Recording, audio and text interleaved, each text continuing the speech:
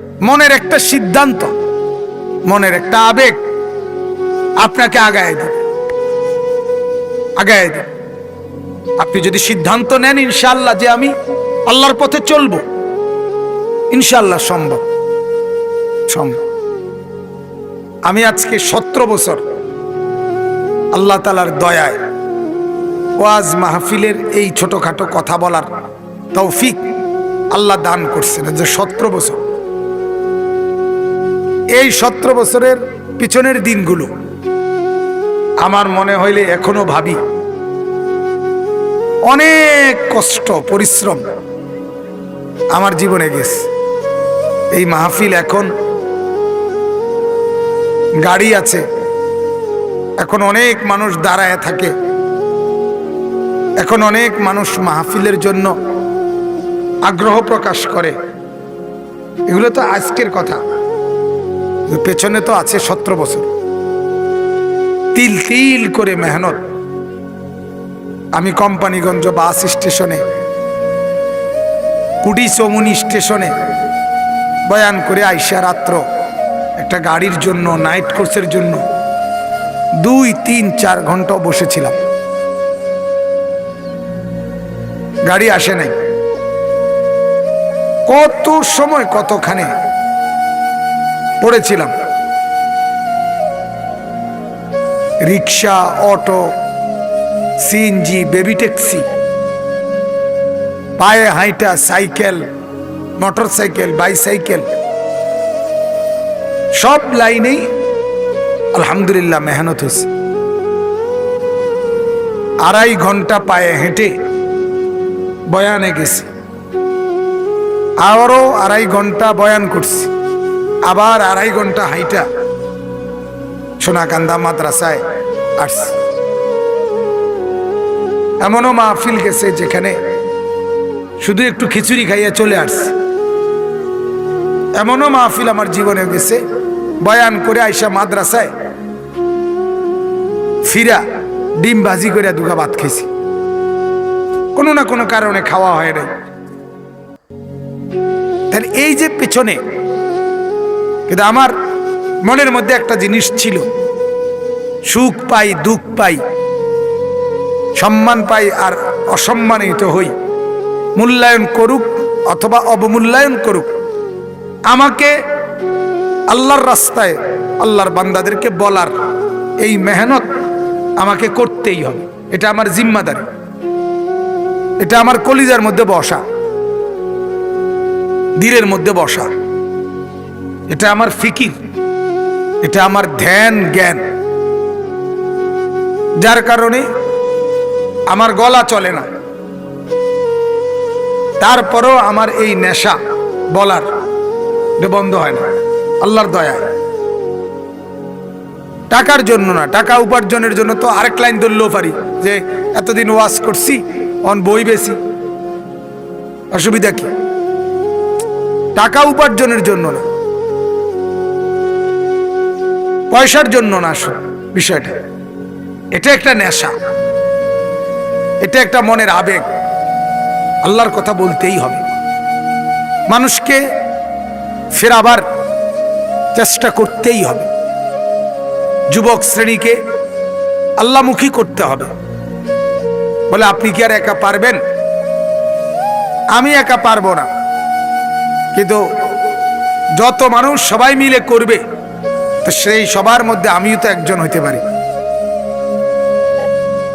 এ কারণে আপনাদেরকেও যে কথাটা বললাম, মূলত ঈমান, আমল, আখিরাত, পরকালের যত কথা আপনারা শুনেন, প্রত্যেকের পক্ষেই আমল করা সম্ভব। শুধু একটা সিদ্ধান্ত মনের মধ্যে এটা বসানো যে আমি নেক আমল করবই, আমি গুনাহ ছাড়বই, আমি নাচ গান দেখব না, আমি হারাম রোজগার করব না, আমি বিবি বাচ্চা নিয়ে নামাজ বন্দেগী এটার মধ্যেই লেগে থাকব। এটা যদি কেউ সিদ্ধান্ত নেয়, আল্লাহর কসম আল্লাহ তাআলা সহজ বহু রাস্তা তার জন্য খুলে দেন। ওমর রাদিয়াল্লাহু তাআলা নূর ছেলে, উনিও বড় সাহাবী, আব্দুল্লাহ। হাদিসের মধ্যে আছে ওনার একটা অভ্যাস ছিল, উনি বাজারে যাইতেন, বাজারে গিয়ে অনেকক্ষণ ঘুরে আবার চলে আসতেন, কিন্তু হাতে দেখা যাইতো কোনো খরচ নাই। একদিন কয়েকজন উনাকে জিজ্ঞেস করলেন যে হযরত, আপনি বাজারে যান, ঘুরে ঘুরে চলে আসেন, তো কোনো খরচ তো নাই আপনার হাতে, কেন যান? প্রায় দেখি। দেখেন কথাটা বুঝেন, উনি বলতেছে শোনো, নবী সাল্লাল্লাহু আলাইহি ওয়াসাল্লাম বলছেন যত বেশি সালাম দিবে কেউ, তার তত বেশি নেকি বাড়বে। আর আমি চিন্তা করে দেখছি, একত্রে অনেক মানুষ পাওয়া যায় বাজারে, এই জন্য আমি বাজারে ঢুকি আর সবাইকে সালাম দিয়া অগণিত নেকি কামাই করে আমি বের হয়ে আসি। হ্যাঁ, দেখছেন ফিকিরটা কি? এজন্য আমার শায়েখ আল্লামা মুফতি মুশতাকুন নবী সাহেব হুজুর বলে, এক জামানায় মানুষ বাজারে যেতেন আখিরাতের আশায়, আর এখনকার জামানার মানুষ মসজিদেও আসে না আখিরাতের আশায়। কথা বলেন না? বাজার তো দূরে থাক, মসজিদেও আসে না আখিরাতের আশায়। অধিকাংশই মসজিদে ঢোকে না যদি জান্নাতে যেতে হয়, ডর করে। যদি আখিরাতে জান্নাতে যেতে হয় তাইলে কিরকম? জাহান্নামে না আরাম, আগুন আর আগুন, ফিডা আর ফিডা, কোনি আর কোনি। এজন্য মসজিদে আসতে চায় না।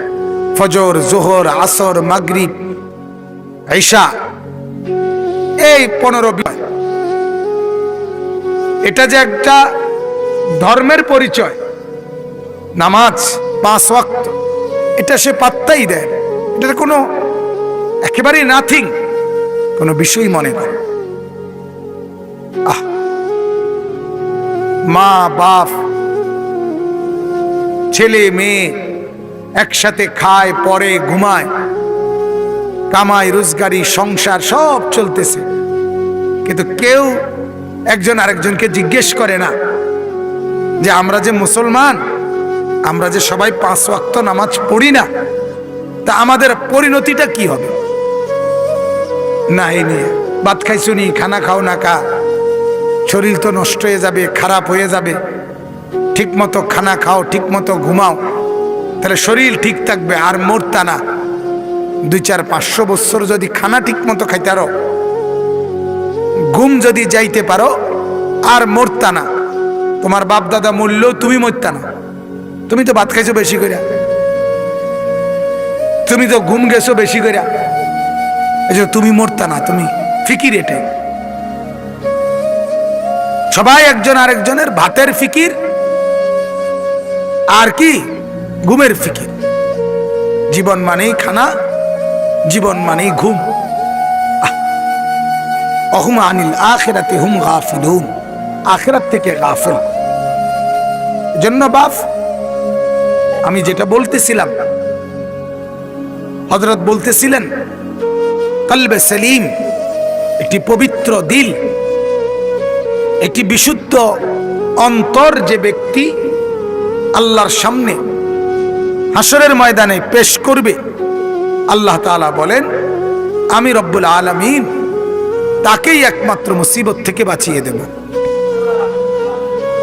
ইল্লা মান আতাল্লাহ বিকলবিন সালিম, কলবে সালিম, গুনাহমুক্ত দিল, পবিত্র অন্তর, পরিচ্ছন্ন একটা দিল, এটাই আল্লাহ তাআলা হাসরের দিন চাইবে।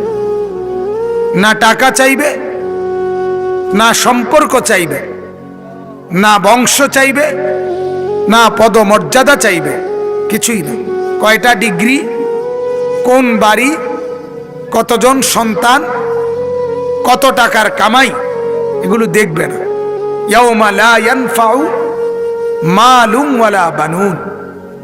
আল্লাহ তাআলা বলেন কিয়ামতের দিন সম্পদও কাজে আসবে না, সন্তানাদিও কাজে আসবে। আবু লাহাবের নাম শুনছেন কিনা? আবু লাহাবকে আল্লাহ তাআলা কোরআনে বলছে মা আগনা আনহু মালুহু ওয়া মা কাসাব। আবু লাহাব, আমার হাত থেকে তোকে তোর সম্পদও বাঁচাইতে পারবে না, তোর সন্তানাদিও বাঁচাইতে পারবে না, কেউ না, কেউ না, কেউ বাঁচাইতে পারবে। অতএব বাপ, একই কথা, আমার আগে, আমার পরে, আসরের পরে, মাগরিবের পরে, রাতের 10টায়, রাতের 12টায় যত বক্তা, যত ওয়াইজ, যত আলেম একই কথা ঘুরে ফিরে, অল্প কথাই। প্রধান বক্তা, বিশেষ বক্তা, মাজারি বক্তা, শিকি বক্তা, রুফালি বক্তা, আদলি বক্তা, যাই কর, এগুলো সব ধোঁকা। কেউই প্রধান না, কেউই বিশেষ না, সব আল্লাহ তাআলার গোলাম, আখিরাতের ফেরিওয়ালা, পরকালের ফেরিওয়ালা। পদ পদবি ধোঁকা, নাম টাইটেল, এগুলো ধোঁকা, এগুলো গুরুর। মূল বিষয় হলো আমরা আখিরাতের কথা বলা, ফেরিওয়ালা। এজন্য আসলে আমি আবারও বলতেছি, কথাটা আমার বুঝাইতে পারলাম কিনা, যে মনের একটা সিদ্ধান্ত, মনের একটা আবেগ আপনাকে আগায় দেবে, আগায় দেবে। আপনি যদি সিদ্ধান্ত নেন ইনশাআল্লাহ যে আমি আল্লাহর পথে চলবো, ইনশাআল্লাহ সম্ভব, সম্ভব।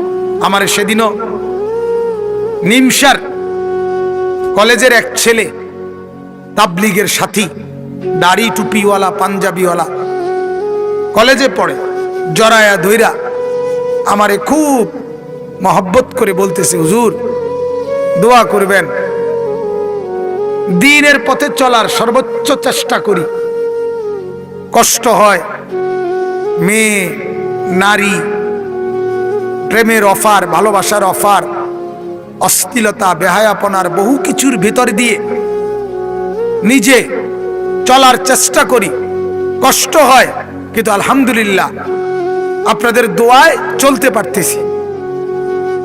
তাহলে আপনি সম্ভব। অগণিত কলেজ, ইউনিভার্সিটির ছাত্র